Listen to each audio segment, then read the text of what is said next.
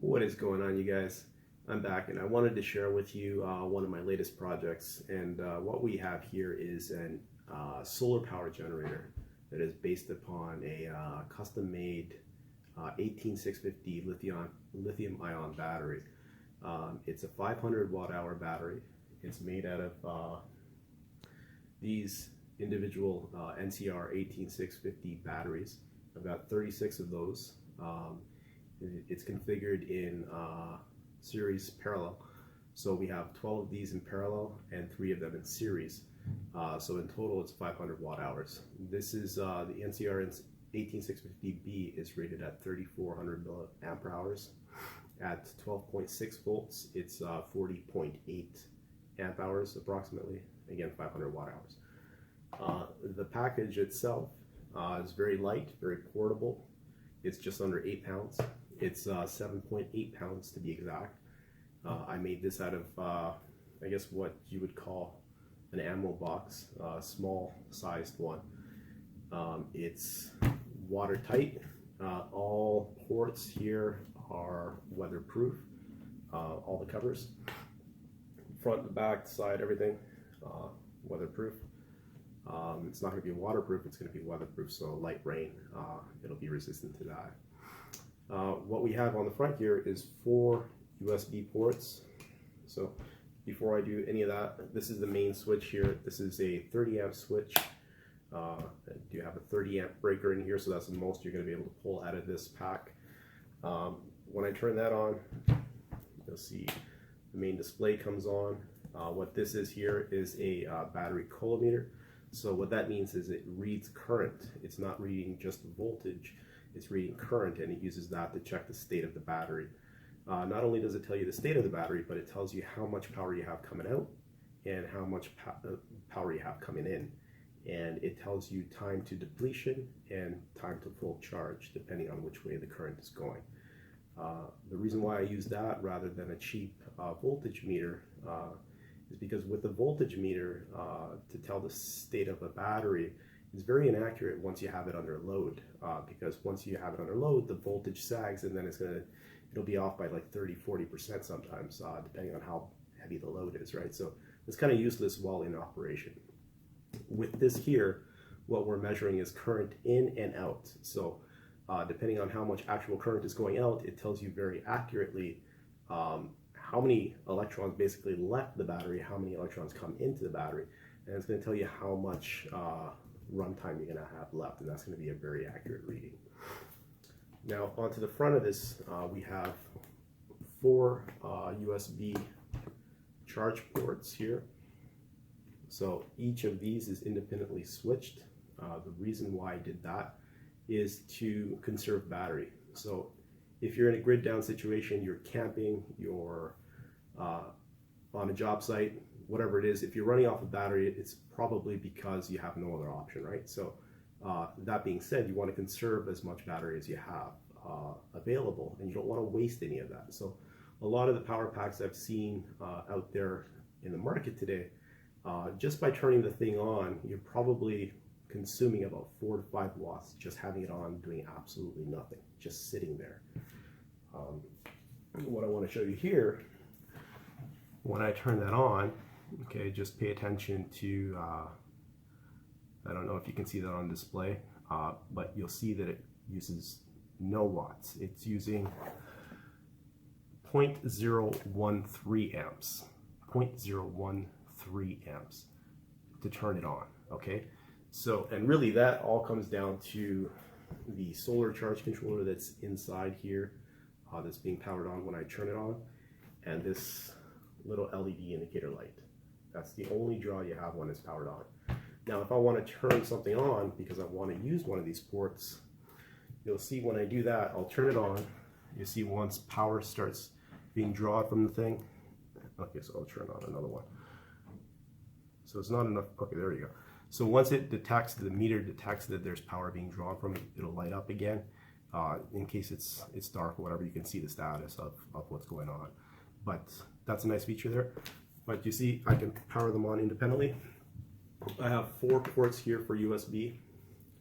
I have one 12 volt car port, and I have one 110 volt AC wall adapter or wall outlet there, and that's being powered by a what's it called, a power inverter. Sorry, I'm losing my train of thought here. So it's a modified sine wave power inverter. I'm looking for a pure sine wave power inverter that can fit in this box. This is being driven off of 150. This port here is being driven off of a 150 watt power inverter. It'll handle a 300 watt surge, so that power rating is perfect in terms of where I want it to be for this box.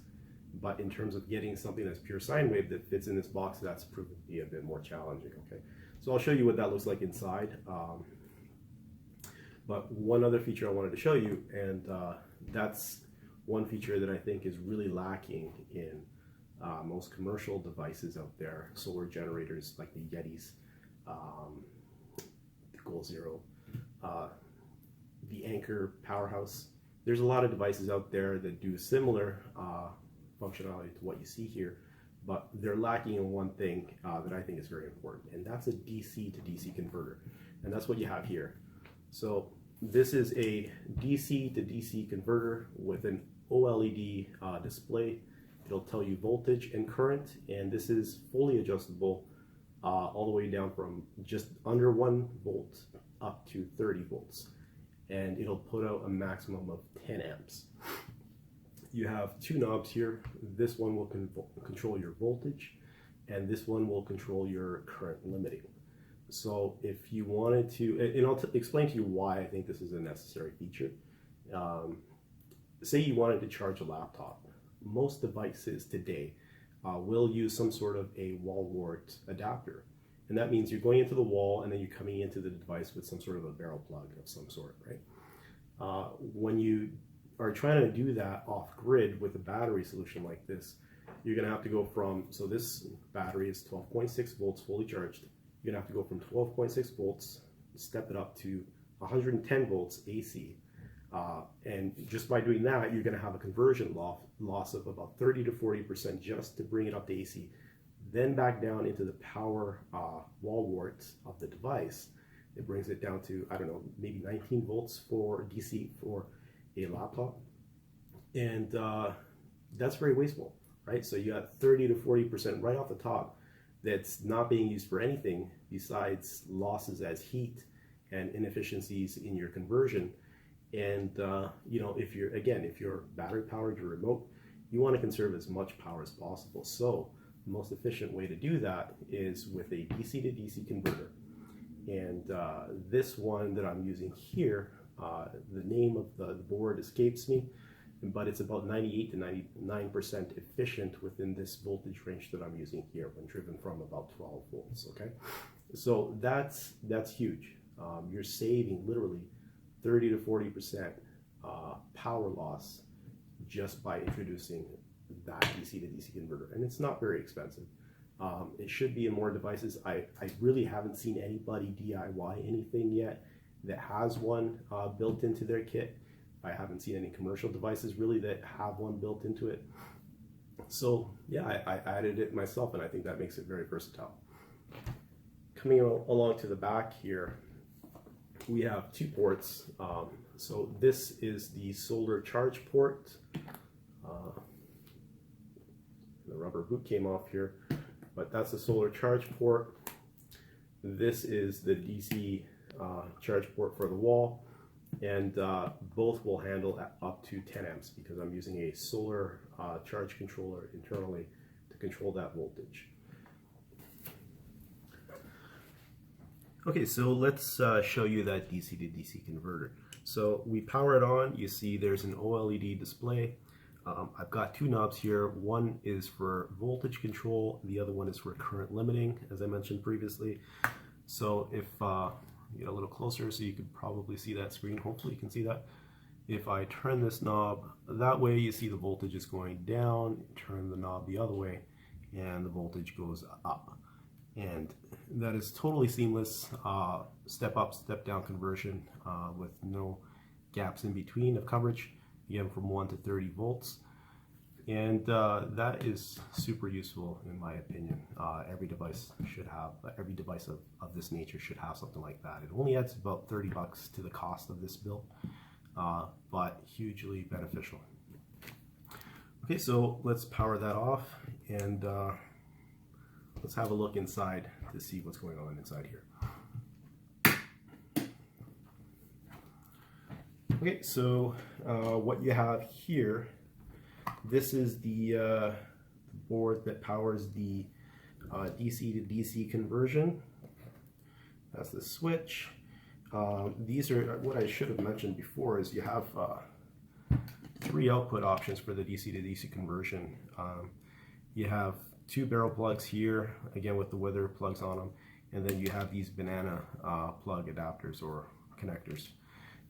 And that's really good for alligator clips. You can use it again like a bench power supply. So again, hugely useful. So that's the board that drives that.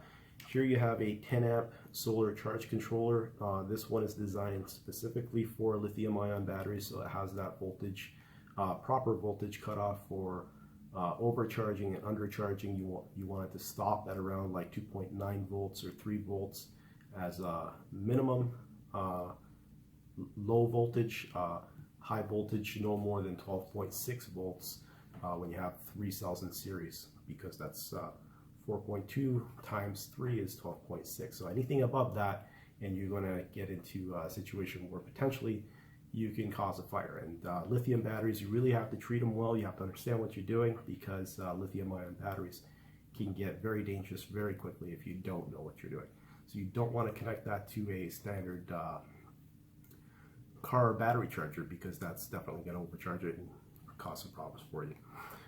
In here, what we have is the 150 watt inverter. Again, this is modified sine wave, and you see the connectors simply going to the front here. We have a 30 amp breaker here. Again, the entire system will allow up to 30 amps. And that's perfect range for me. So 30 times what, 12.6, that gets you around 370 something watts before you have to shut it down. And for a 500 watt hour battery pack, that's about right. I see a lot of people have very small size batteries, like half a kilowatt, like this one here, or 1,000 watts watt hour battery, and then they add a huge, inverter in a much bigger box, something that does like 1,000 or 2,000 watts. And that sounds cool, but really, if you're running off a battery, it's for a reason, right? Because you don't have access to a wall. And if you're trying to power something like a fridge from a 500 watt hour battery, that's not going to last you very long. I don't know how much a fridge is going to pull, but I do know it's going to run for an hour, maybe 2 hours at that rate, right? With this type of a battery. If you just leave the fridge off for 1 or 2 hours, you're going to have maybe 1 degree drop in there. Huge waste of energy, if you ask me.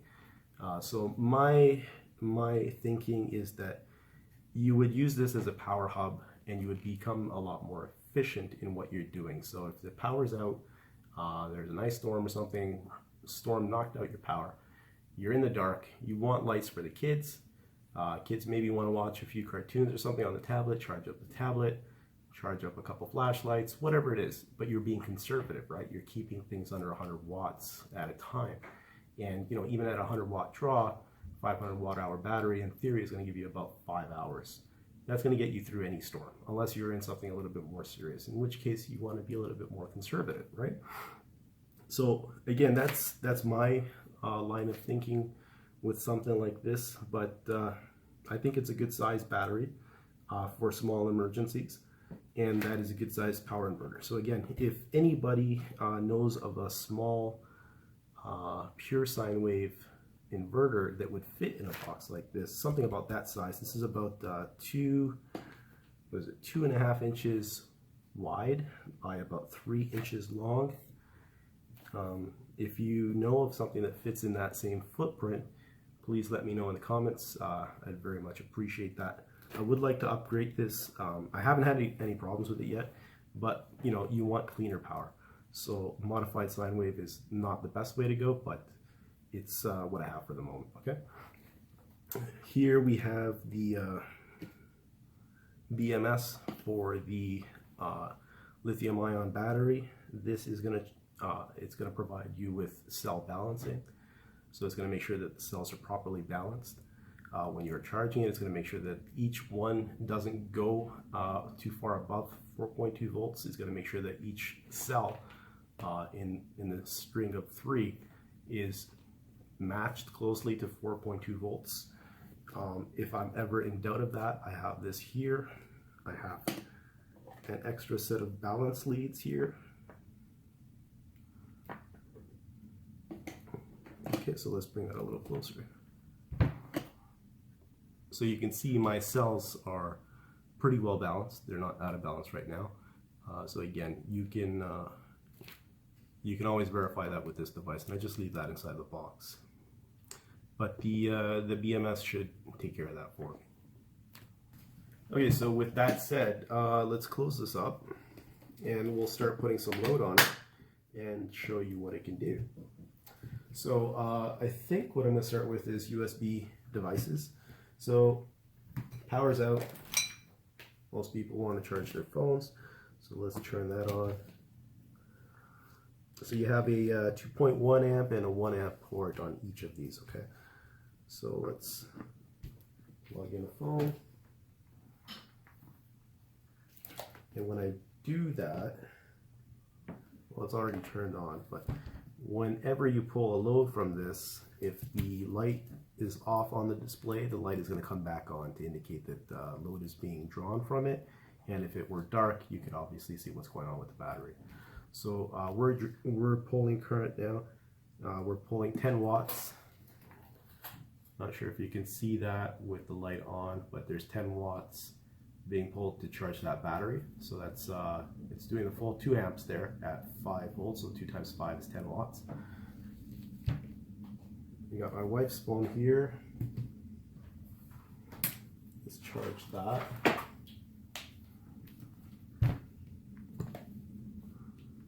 Again, we're going to use the other 2 amp charge port. So we'll turn that on. It's a USB-C connector. And so now we have 17 watts being drawn from the battery to charge 2 phones. Not sure if you can see that. We've got a tablet here. Kids want to play games. Battery runs low. Got to keep the kids happy, right? So power that on. Okay, so it's now coming up to 24 watts. Let's do another tablet. So you got 2 kids.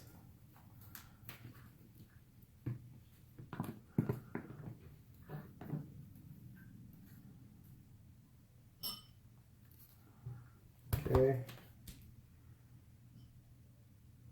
So we're now at 29 watts.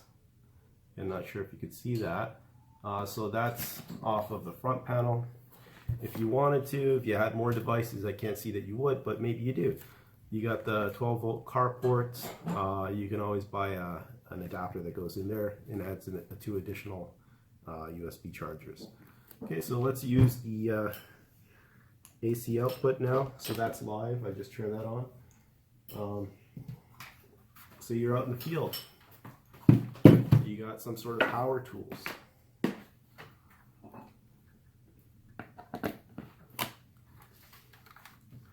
So you see that turns on, indicator's on now.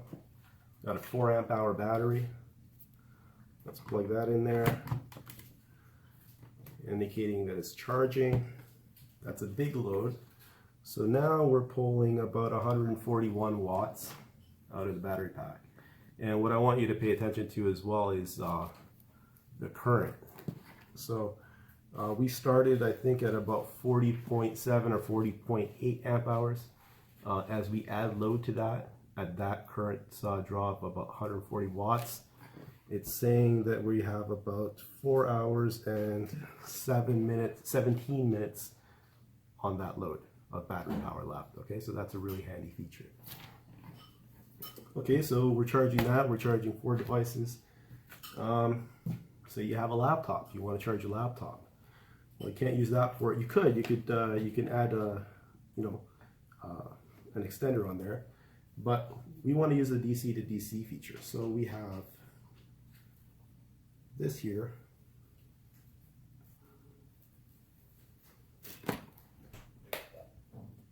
Okay, so I got a bunch of these plugs here. I got a DC cable here, 2 barrel plugs on the end, and for my particular laptop, I'm going to use this plug.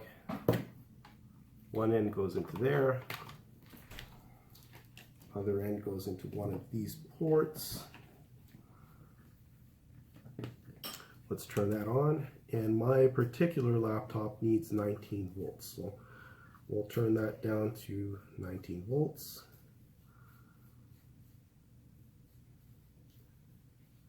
Okay, so you got 19 volts there on the display. Plug the other end of this into my laptop, which I have here.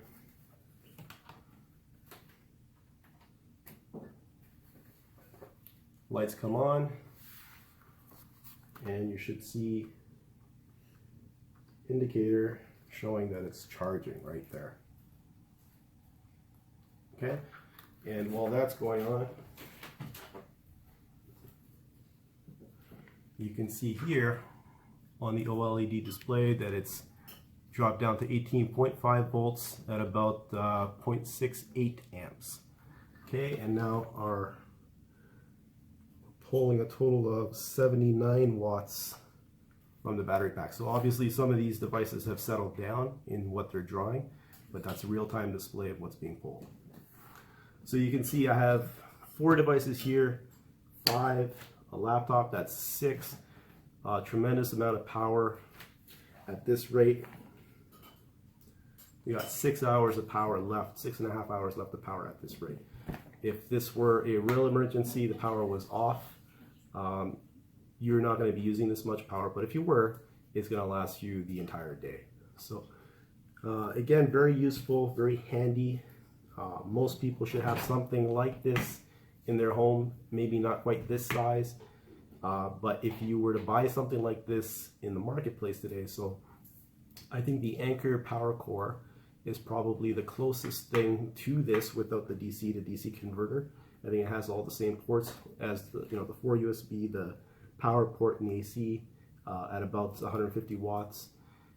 That thing costs about, I'm in Canada, so it's about $1,000 Canadian with tax, a little bit, probably about 1,100 bucks Canadian for power backup. That's a lot of money. I don't have that lying around that I can, I have 2 kids. I don't have that much disposable income, so I built my own. And I would say my wife is standing right there, so I'm hesitant to say how much I spent on this.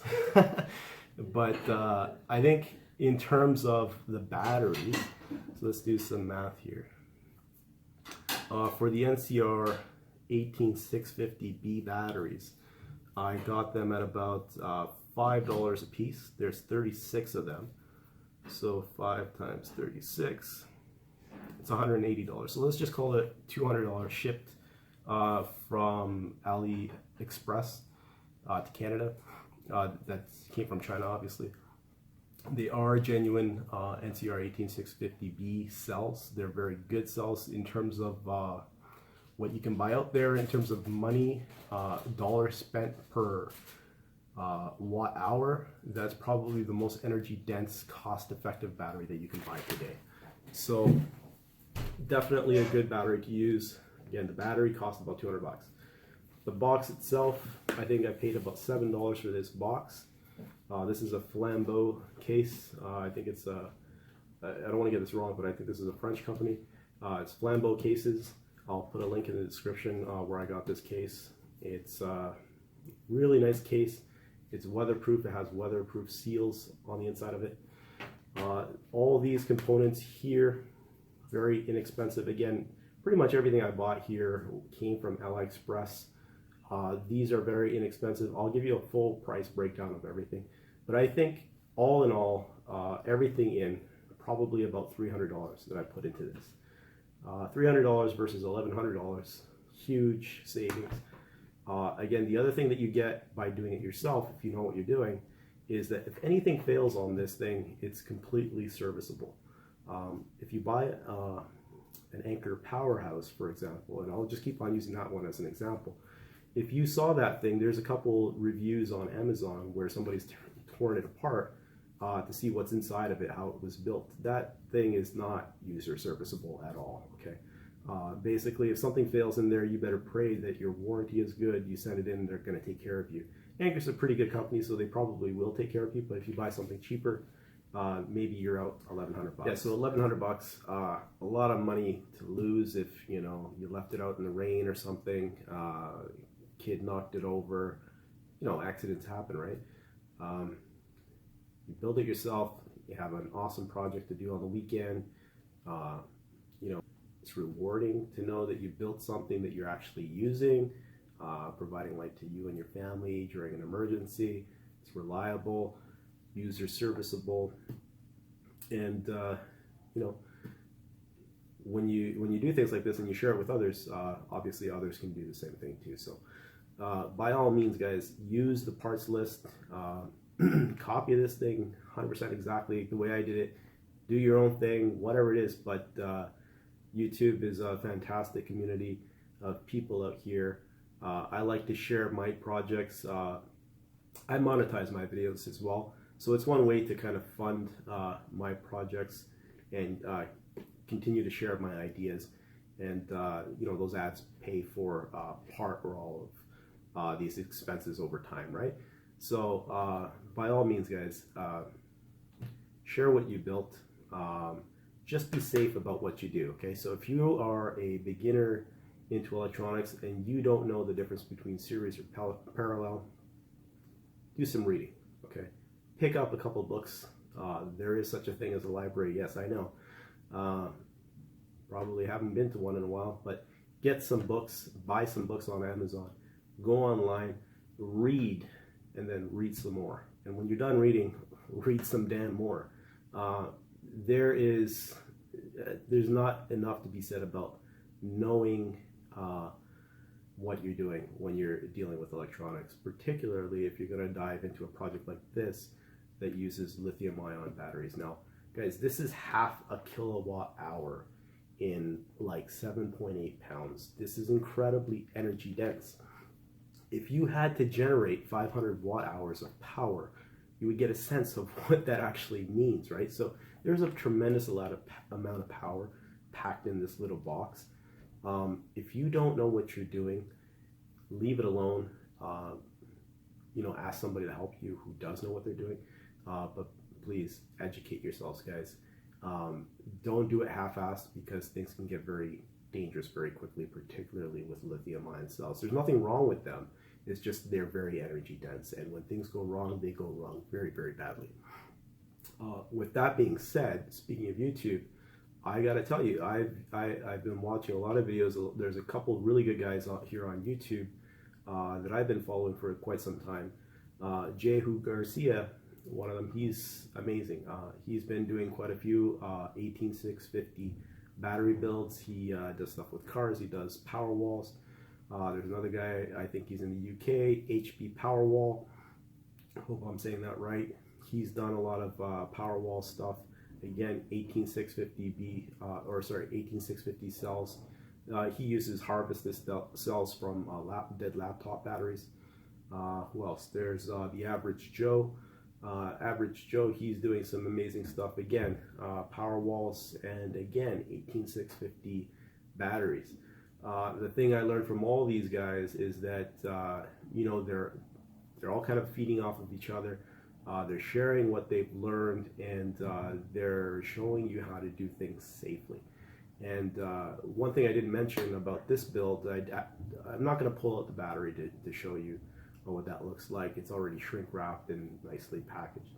But I will show you some pictures of the build in progress, some screenshots maybe right now while I'm talking.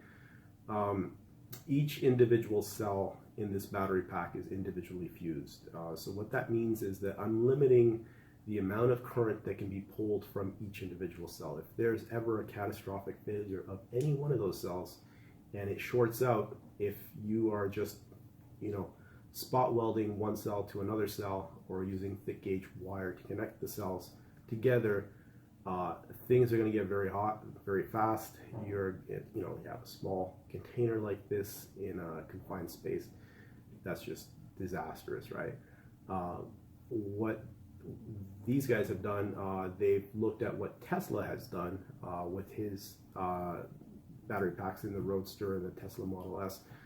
Tesla's done fusing between the cells, and that again allows you to limit how much current is coming out of it. So for this battery pack here, I used 5 amp fast blow fuses. They're glass fuses. Each individual cell is limited to 5 amps per cell, 60 amps. So okay, total from the pack that you can pull before you have trouble. I have a 30 amp breaker. If that breaker were to fail, obviously the cell fuses is going to save it. So yeah, 5 amps. If anything happens, if there's a short in the battery, that fuse is going to blow. And the point being is that cell immediately becomes disconnected from the pack. That's critically important, because if you have a short for whatever reason, you want that cell disconnected, because you don't want that thing to continue to overheat into thermal runaway, increasing the heat in the surrounding cells. Obviously, disaster, right? So what Tesla has done, ingenious, but again, very simple. And for you to replicate that is also very easy to do.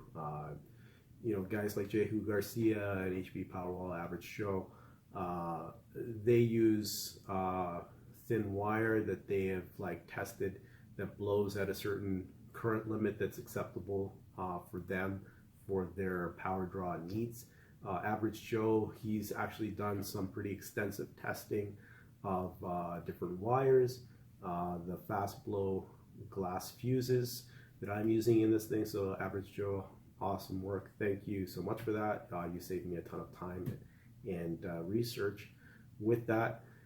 So yeah, guys, if you're gonna do this, do it safely, right? Don't just spot weld cells together, particularly when you're working with 18650 cells. They're so energy dense. You just want to limit what can go wrong and disconnect things immediately if they do go wrong, right? So with all that said, I don't want to discourage anybody from doing something like this. Just do it safely, guys. That's all. Again, I'm not an engineer.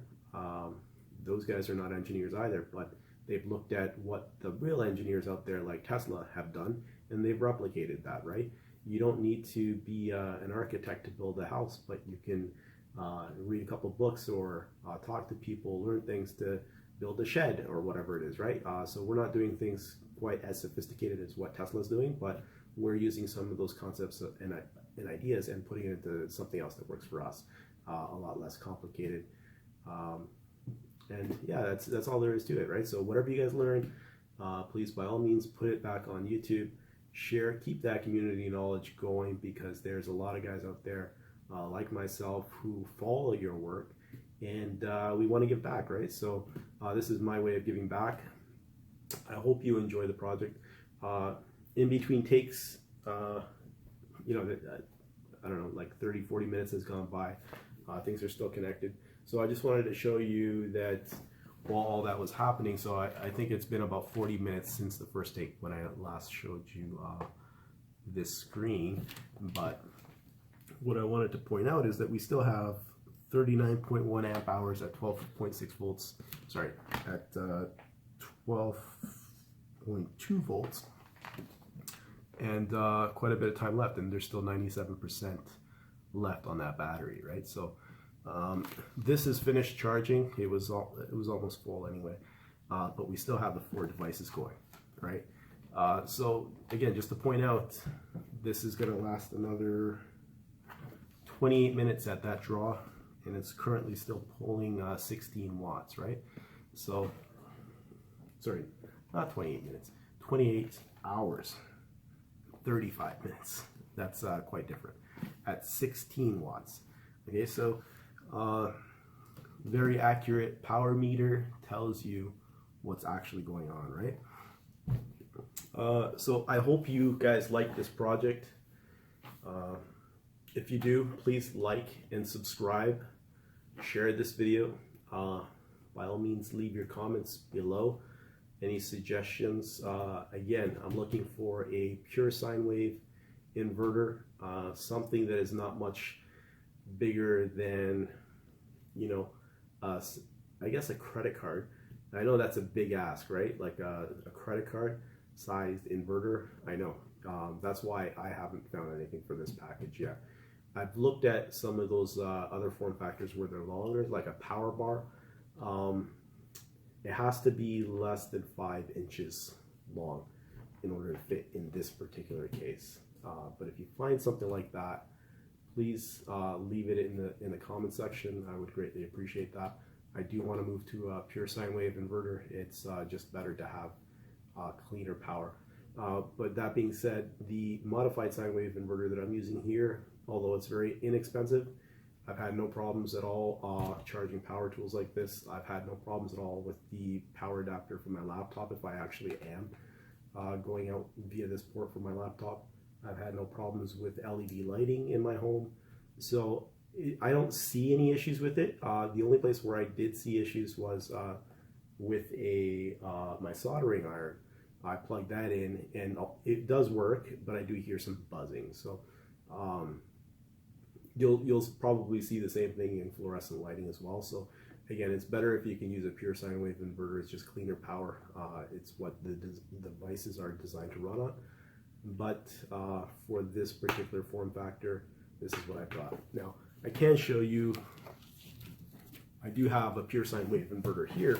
This is a 300 watt one, and if I do want to, you know, pull a larger load, I can do that, and I can just plug it into here.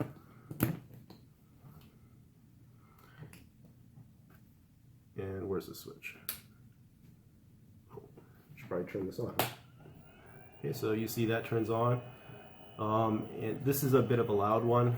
This is the most inexpensive pure sine wave inverter that I've been able to find. But again, this thing is huge compared to my case, right? So that's not going to work for me. 150 watts, 120 watts, something along those lines, I think is perfect size for this size battery. I'll turn that off. It's making too much damn noise.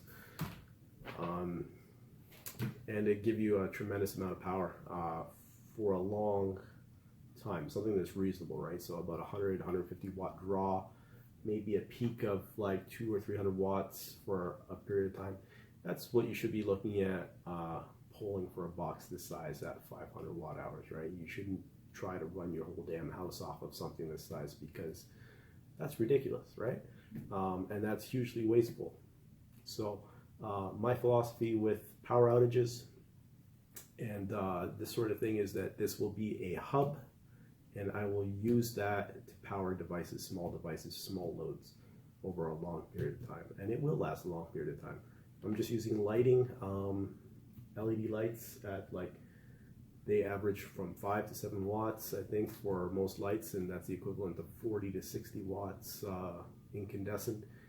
That'll give me over 55 hours of runtime, right? Even coming out of the AC port. You can get more efficient with USB lighting.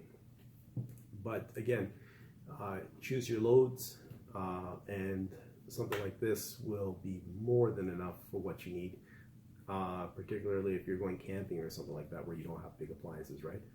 This would be huge. I have a telescope that my wife bought me this year, and I plan to get into a bit of astrophotography. So I'll need to run my laptop overnight for long periods of time.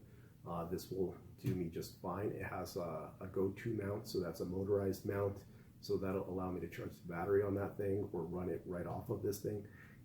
pretty much indefinitely, right? So again, one more thing I didn't show is the solar panel. So I'll be right back in a second. Okay, so let me show you the solar panel. First, let me just get a couple of these things out of the way. Okay, so this is a solar panel. Again, I got this on Aliexpress. What did I pay for this?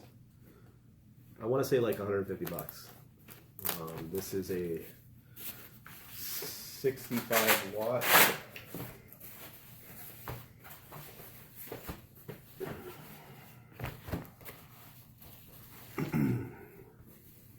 Yeah, it's a 65 watt solar panel, and it has the connectors in here, and comes with one of these things. Again, very handy, but I've got that built into my kit.